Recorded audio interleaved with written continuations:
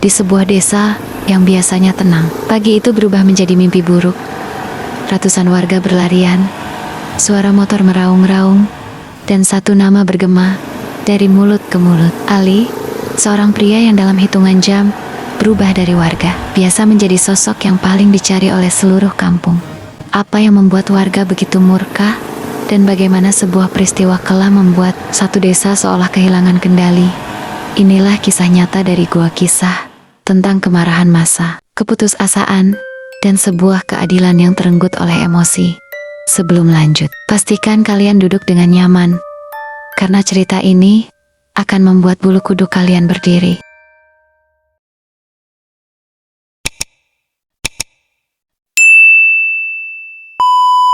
Desa Cikoro di Kabupaten Goa, Sulawesi Selatan, selama ini dikenal sebagai tempat yang damai. Di pagi hari, matahari memantul di pepohonan pinus yang tumbuh rapi di sepanjang jalan desa.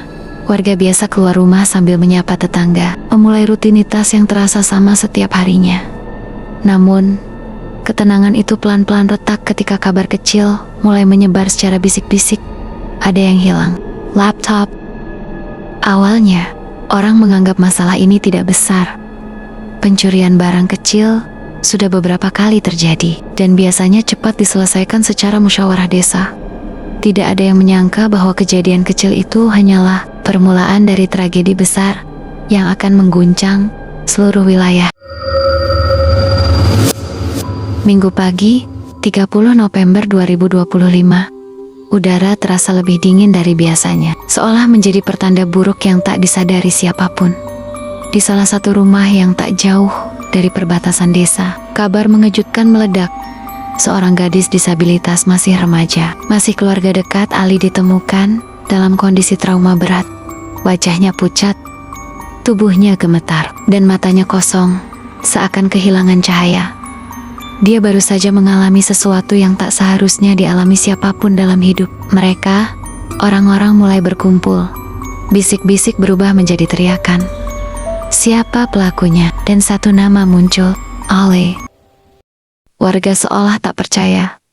Ali dikenal tercampur antara pendiam dan sering bermasalah. Namun tidak pernah ada yang membayangkan ia mampu melakukan hal seburuk itu. Apalagi ketika kabar lain muncul. Ia juga mengambil ponsel dan dompet warga desa tetangga. Dalam sekejap, kemarahan menggulung seperti ombak besar. Emosi menguasai akal sehat, dan keputusan pun dibuat tanpa banyak pertimbangan. Ali harus ditemukan.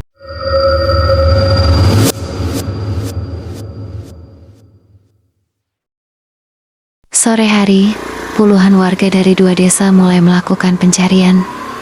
Motor-motor dekber, suara knalpot memecah senja, dan teriakan memanggil nama Ali menggema di sepanjang jalan berbatu. Dari Rapolemba, Rapoala, hingga mendekati hutan kecil di pinggiran desa, mereka menyisir tiap sudut. Matahari sudah hampir tenggelam ketika seseorang berteriak, "Ada dia!" Di sana, di perbatasan. Warga berlarian. Ketegangan menebal seperti kabut. Di tengah jalan tanah, di antara dua desa, seorang lelaki berdiri terpojok. Tubuhnya gemetar, wajahnya pasrah dan ketakutan. Itulah Ali. Banyak warga mengaku tidak tahu pasti apa yang terjadi di detik-detik selanjutnya. Yang mereka ingat hanyalah teriakan, kerumunan, dan ledakan emosi yang tak dapat dibendung. Yang jelas, massa yang sudah dikuasai amarah tak lagi mengandalkan jalur hukum. Dan dari situlah tragedi itu dimulai.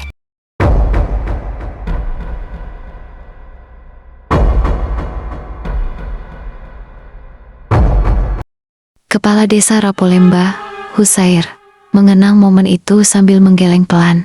Ia berkata, "Warga hanya bilang, Ali sudah tak bernyawa ketika ditemukan. Apa yang terjadi antara detik Ali ditemukan dan detik masyarakat menyadari ia sudah tidak bernapas, menjadi kabur oleh keramaian dan kacaunya emosi. Yang pasti, massa sudah terlalu tersulut. Mereka lupa bahwa ada hukum, lupa bahwa proses harus berjalan, dan lupa bahwa amarah tanpa kendali selalu membawa penyesalan." Beberapa warga yang berada di lokasi mengatakan bahwa sebagian massa semakin tak terkendali. Ada yang berteriak meminta pertanggungjawaban, ada yang menangis marah, dan ada yang hanya berdiri terpaku, tanpa tahu harus berbuat apa. Setelah menyadari bahwa Ali sudah tidak bernyawa, situasi bukannya meredam melainkan semakin memanas.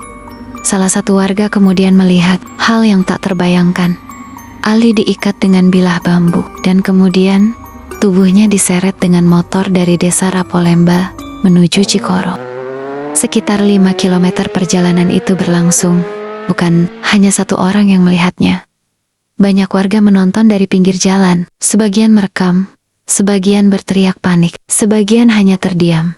Video itu akhirnya tersebar di media sosial, memicu kegemparan yang lebih besar dari sebelumnya.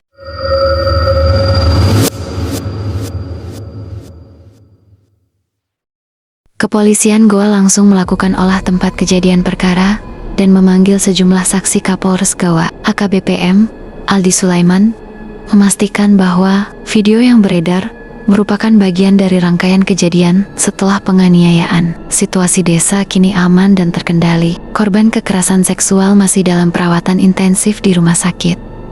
Ia menekankan bahwa korban, seorang gadis berkebutuhan khusus, mengalami luka fisik dan trauma mendalam.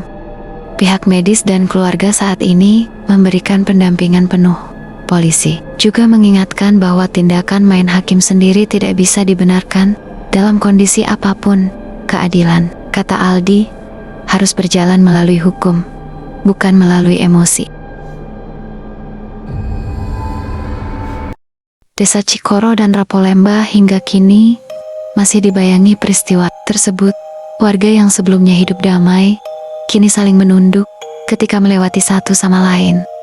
Ada rasa bersalah, rasa marah, dan rasa kehilangan kendali yang masih membekas. Di satu sisi, ada keluarga korban kekerasan seksual yang mencoba bangkit dari trauma. Di sisi lain, ada keluarga Ali yang harus menerima kenyataan pahit bahwa seseorang dari keluarga mereka kehilangan nyawa di tangan massa. Semuanya terluka, dan tidak ada yang benar-benar menang. Ini bukan hanya cerita tentang pencarian, bukan hanya tentang tindakan massa, dan bukan juga sekadar tentang kejahatan. Ini adalah kisah tentang bagaimana sebuah desa yang tenang bisa berubah menjadi lautan amarah hanya dalam hitungan jam. Tentang bagaimana manusia, ketika didorong oleh emosi, bisa kehilangan akal sehat. Tentang bagaimana satu perbuatan buruk bisa memicu rentetan tragedi lain yang jauh lebih besar.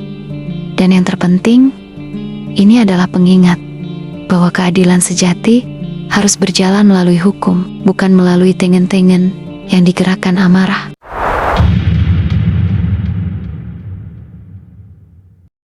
Jika kamu merasa cerita ini membuka mata dan memberikan pelajaran penting, jangan lupa like video ini, share agar orang lain belajar dari kisah ini, dan subscribe untuk mendapatkan lebih banyak cerita mendalam lainnya. Tulis di kolom komentar, bagaimana menurut kalian seharusnya masyarakat menyikapi kasus seperti ini. Diskusikan pendapat kalian, tapi tetap dengan cara yang santun dan saling menghormati.